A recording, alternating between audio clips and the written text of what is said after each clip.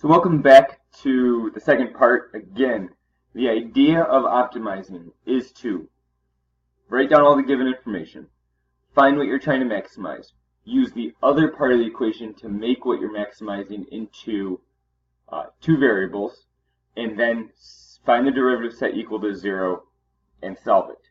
So here we have a tank with a rectangular base. The side and rectangular size is to be open on the top. So this is open right here. It is to be constructed that its width is 4 meters and the volume is 36 cubic meters. If building the tank costs $10 per square meter and the base is $5 per square meter, what is the least expensive take? So what are we trying to minimize here? Trying to minimize the cost.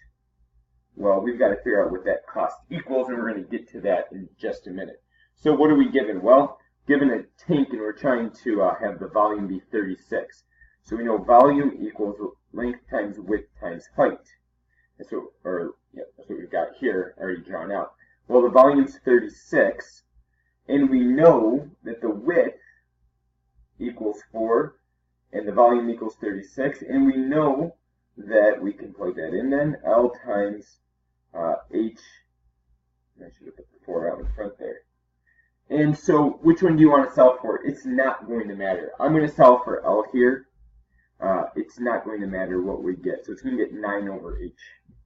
So, here's the thing. Our cost is going to be $10 for the base.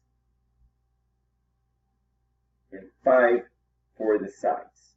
So 10 for the base. If we look here, the base is W times L. Plus 5 for the sides.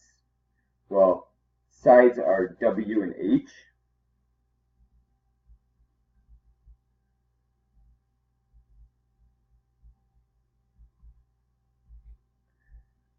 So that's this side and that side. And then we have the two sides that are front and back, which is L times H.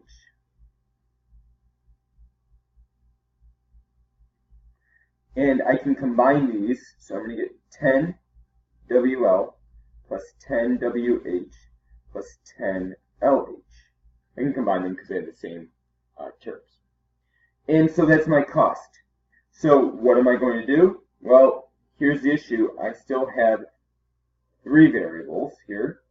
We know that the width is 4, and we know that L is 9 over H. So I can rewrite all of this by having 90 W over H plus 10 times 4H plus 10 times 9 over H. Times H. If I'm plugging in. And so what I'm going to get here is 90 W over H plus 40H plus 90. Why is it 90? These H's could cancel out. Again, all I was doing was plugging in.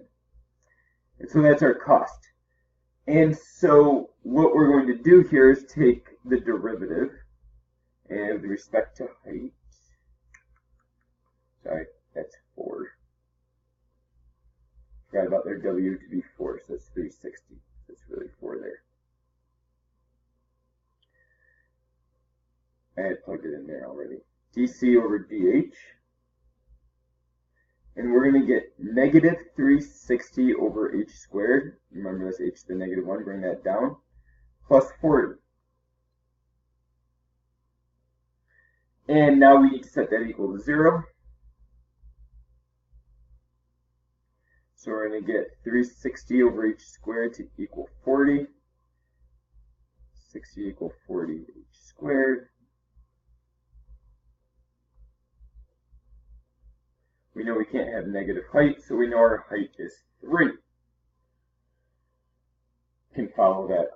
And then, when our height is 3, we can then we need to find our length. Well, our length we know is 9 over h, which implies that L also equals 3. And so, we now need to find our total cost. Well, our total cost up here is 360 over h plus 40 times h plus 90. And we know that h equals 3, so we're going to get 360 over 3 plus 40 times 3 plus 90.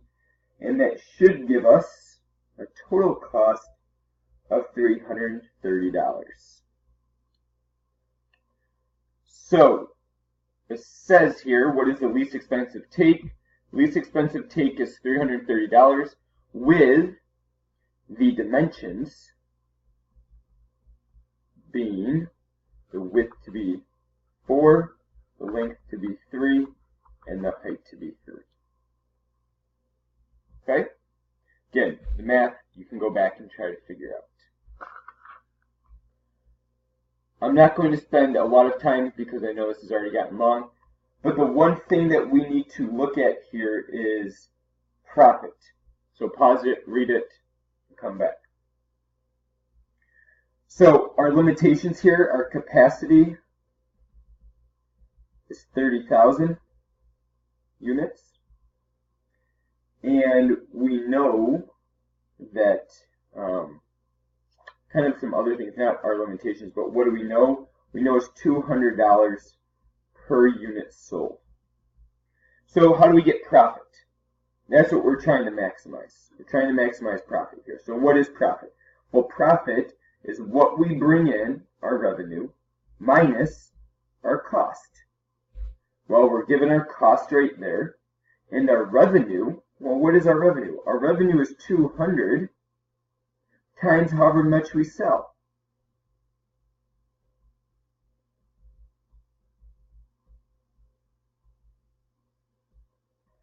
Don't forget those parentheses, you're subtracting the entire thing. So that's your profit. Combine like terms, take the derivative, set equal to 0. And so you should have, after you did it out, got x equal 20,000. So here's where our limitation actually comes into play. Our limitation could have a capacity of 30,000 or 0. So we need to test our price when we have 0, 20,000, or 30,000. And well, we know if we sell nothing, we're going to be down $500,000. Well, that doesn't make sense, subtracting, so we can cross that off. Our profit is going to be 700,000. I won't make you do the math. And 400,000. And so, of course, our 20,000 units does win out to maximize our profit. But that's an example where we would have to test it due to the fact that we can have up to 30,000 units. And so on to the last problem. Find a point that's closest on the curve y equals x squared to the point 18, 0. So we have a quadratic. We have the point 18, 0 right there. And we're trying to find a point that's closest to that. So what are we trying to minimize? We're trying to minimize the distance formula, which we know. And if we look down here, what are we given? Well, we're given that we have y equals x squared, and we're given the point 18, 0. Well, what's nice about this? We know that 18 is the x value, and 0 is the y value. So we're going to plug in. So that's what I did there. So we plugged in. And what's nice also is the fact that you get x2 minus 18 all squared minus just y2 squared. Well, the x2 and y2, they don't really matter, only because they just are x and y. And so we get to this point, we've plugged everything in that we know, and we're still involved with two variables. Well, what's nice, we go back over here. Oh, what does y equal? Y equals x squared. So what can we do? But we can substitute in x squared in for y. And so with that, if you do that out,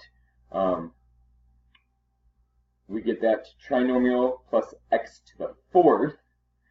And so we take the derivative of that, and I'll just let it go. You guys can pause it and do the work to see it.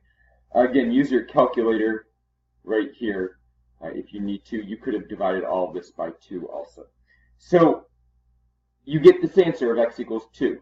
It asks for the closest point. So remember that we need to, you know that y equals x squared, we need to find y. So we're going to get y equals 4. So we know the point is 2, 4. And that should be it for optimization notes. Sorry that it was so long, but we'll see you in class.